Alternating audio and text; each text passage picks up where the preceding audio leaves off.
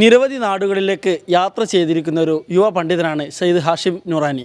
ഇറാഖിലേക്ക് അദ്ദേഹം നടത്തിയിരിക്കുന്ന യാത്രയെക്കുറിച്ചുള്ളൊരു പുസ്തകം ഇവിടെ പുറത്തിറങ്ങാനിരിക്കുകയാണ്. യാത്രയെക്കുറിച്ചും ആ പുസ്തകത്തെക്കുറിച്ചും അതിൻ്റെ മറ്റു വിശേഷങ്ങളുമെല്ലാം നമുക്ക് ചോദിച്ചറിയാം. പുസ്തകം പ്രസിദ്ധീകരിക്കുന്നത് മർക്കസ് നോളജ് സിറ്റിയിലെ മലബാർ പ്രസ്സാണ്. തീർച്ചയായും ധാരാളം സഞ്ചാരം നടത്തിയിട്ടുള്ള ഒരു വ്യക്തിയാണ്. കുറഞ്ഞ കാലം കൊണ്ട് തന്നെ ഒരുപാട് നാടുകളിൽ സഞ്ചാരം നടത്താൻ അവസരം ലഭിച്ചൊരു വ്യക്തിയാണ് താങ്കൾ.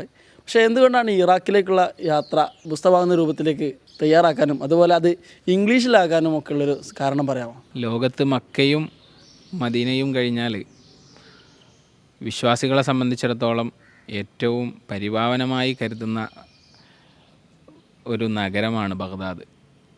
കാരണം ലോകത്തുള്ള മുഴുവൻ സുന്നി വിശ്വാസികളെ സംബന്ധിച്ചിടത്തോളം മഹാനായ സുൽത്താൻ മുഹീദ്ദീൻ അബ്ദുൽ ഖാദിർ ജീലാനി റളിയല്ലാഹു അൻഹു ഒരു അവിസ്മരണീയ വ്യക്തിത്വമാണ്. അവരുടെ ജീവിതത്തിൻ്റെ പല ഘട്ടങ്ങളിലൂടെ കടന്നു പോകുന്ന ഒരു മഹാനാണ്. എല്ലാവരെയും എന്ന പോലെ എനിക്കും വളരെ പ്രിയപ്പെട്ട ഒരു സുന്നി വിശ്വാസിക്ക് വളരെയധികം നമ്മുടെ ഹൃദയത്തോട് ജീവിതത്തോട് ചേർന്ന് നിൽക്കുന്ന ജീവിതമാണ് മഹാനായ ഷെയ്ഖ് മുഹീദ്ദീൻ അബ്ദുൽ ഖാദിർ ജീലാനി റളിയല്ലാഹു അൻഹുവിൻ്റേത്. അപ്പോൾ അവരെ സന്ദർശിക്കുക, അവിടെയുള്ള സൗഭാഗ്യങ്ങൾ നേടുക എന്നുള്ളത് വലിയ നീണ്ടകാലത്തെ ഒരു ആഗ്രഹമായിരുന്നു. അപ്രതീക്ഷിതമായിട്ടാണ് 2019 പഠനവേളയിൽ അവിടെ പോവാൻ അവസരം ലഭിച്ചത്. ഒരു അവധിക്കാലത്ത് അങ്ങനെ അവിടെ സന്ദർശിക്കുകയും അതുപോലെ തന്നെ ഒരുപാട് മഹാന്മാരുടെ മസാറുകൾ സന്ദർശിക്കാനും അവസരം ലഭിച്ചു. അത് പിന്നീട് ഒരു സ്റ്റാറ്റസുകളിലായിട്ട് വാട്സപ്പിൽ സ്റ്റാറ്റസായിട്ട് ഒരുപാട് കാലം ചെയ്തിരുന്നു. സോഷ്യൽ മീഡിയയിലൂടെയൊക്കെ അത് ഔട്ട് ചെയ്തിരുന്നു. അപ്പോൾ ആ സമയത്താണ് ചില സുഹൃത്തുക്കൾ നിർദ്ദേശിച്ചത് ഇതൊരു പുസ്തകമാക്കിക്കൂടെ എന്നുള്ളത്. അങ്ങനെയാണ് ഇത് അൽഹംദുലില്ലാ ഈ ഒരു നിമിഷത്തിൽ ഒരു പുസ്തകമായി വന്നിരിക്കുന്നത്. ഏതൊക്കെ മഹാന്മാരെ കുറിച്ചാണ് ഇതിൽ പ്രതിപാദിക്കുന്നത്? ഇത് യഥാർത്ഥത്തിലൊരു ട്രാവലോഗാണ്, ഒരു ജീവചരിത്രമല്ല. അതേസമയം നാം സിയാറത്ത് ചെയ്തിട്ടുള്ള മഹാന്മാരെ കുറിച്ചുള്ള ഹ്രസ്വമായ ഒരു വിവരണം ഇതിൽ കൊണ്ടുവരുന്നുണ്ട്. ആദ്യം തന്നെ പ്രത്യേകം എടുത്തു പറയേണ്ട അബ്ദുൽ ഖാദിർ ജീലാനി റളിയല്ലാഹു അൻഹു, പിന്നീട് മദ്ഹബിൻ്റെ ഇമാമുമാരായ ഇമാം അബൂ ഹനീഫത്തുൻ നുഅ്മാൻ അൽ കൂഫി റളിയല്ലാഹു അൻഹു, അതുപോലെ ഇമാം അഹ്മദ് ബിൻ ഹംബൽ റളിയല്ലാഹു അൻഹു, പിന്നെ പ്രത്യേകമായി എടുത്തു പറയേണ്ട സയ്യിദുന അലി റളിയല്ലാഹു അൻഹുവിൻ്റെ മഖാം കൂഫയിലെ അവരുടെ മസ്ജിദും വളരെ പ്രശസ്തമാണ്. വളരെ ഭംഗിയിൽ നിർമ്മിക്കപ്പെട്ട ആ മസ്ജിദും ചുറ്റുപാടുമുള്ള ലോകത്തിലെ ഏറ്റവും വലിയ ഖബർസ്ഥാനായ മഖ്ബറത്തുസ് സലാം ഒക്കെ അവിടെ അറിയപ്പെട്ട സ്ഥലങ്ങളാണ്. അതുപോലെ ഒരുപാട് മഹാനായ ഷെയ്ഖ് മുഹീദ്ദീൻ അബ്ദുൽ ഖാദിർ ജീലാനി റളിയല്ലാഹു അൻഹുവിൻ്റെ മശായിഖ്മാരിൽപ്പെട്ട ചിലരുടെ എല്ലാ മസാറുകൾ അറിയപ്പെട്ടിട്ടില്ല. സുന്നി വഖഫുകളെല്ലാം അവിടെ ഷിയാക്കൾ ദാറുൽ ഹർബ് എന്ന പേരിലാണ് പറയുന്നത്. അത്രയും സുന്നി വിരോധം അവരുടെ പ്രവർത്തനങ്ങളിൽ അവരുടെ ഭരണ വിഷയങ്ങളിലെല്ലാം നമുക്ക് കാണാൻ കഴിയും.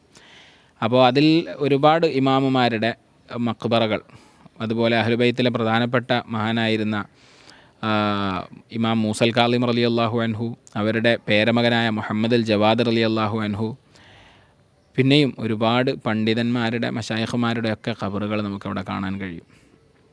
പുസ്തകത്തിൽ ചെറിയ നിലക്ക് തന്നെയെങ്കിലും അവരെക്കുറിച്ചൊക്കെ ഉള്ള ഹ്രസ്വമായ വിവരണങ്ങൾ പറയുന്നുണ്ട്.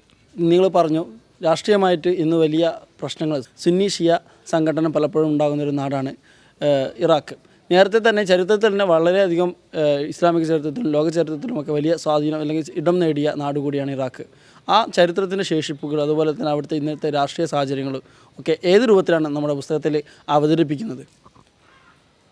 ഒരുപാട് കഷ്ടതകൾ നിറഞ്ഞ ഒരു അനുഭവത്തിലൂടെയാണ് ഇറാഖി ജനത ഇന്ന് കടന്നു പോയിക്കൊണ്ടിരിക്കുന്നത്.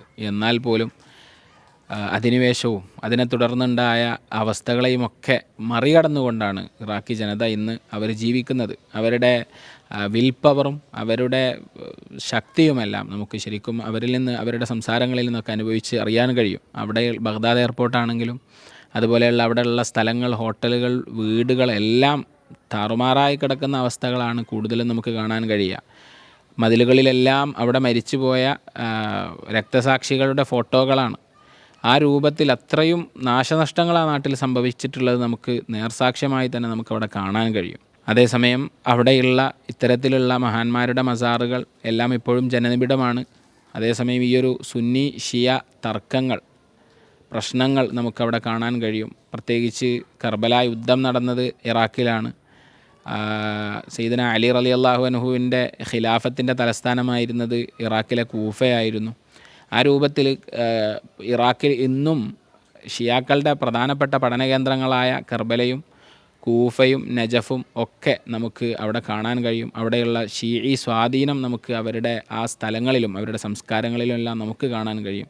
അതിനെക്കുറിച്ചെല്ലാം വിശാലമായിട്ട് നാം ഗ്രന്ഥത്തിൽ സംസാരിക്കുന്നുണ്ട്. അവർക്കിടയിലുള്ള അവാന്തര വിഭാഗങ്ങളെക്കുറിച്ച് ഷിയാക്കളിലെ ഇമാമിയ ഇസ്നാഅശരിയ എന്ന് പറയുന്ന ഏറ്റവും മേജറായിട്ടുള്ള വിഭാഗം, അതുപോലെ സയ്യിദി ഷിയാക്കൾ, ഇസ്മായിലി ഷിയാക്കൾ, നിസാരി ഷിയാക്കൾ തുടങ്ങി നമ്മുടെ ഇന്ത്യയിലും വരുന്ന സമയത്ത് ഒരുപാട് ഷീഈ അവാന്തര വിഭാഗങ്ങളെ നമുക്ക് കാണാൻ കഴിയും. അവരെക്കുറിച്ചൊക്കെ വളരെ ചെറിയ നിലക്ക് തന്നെയെങ്കിലും അതിൽ നമ്മൾ പരാമർശിച്ചു പോകുന്നുണ്ട്.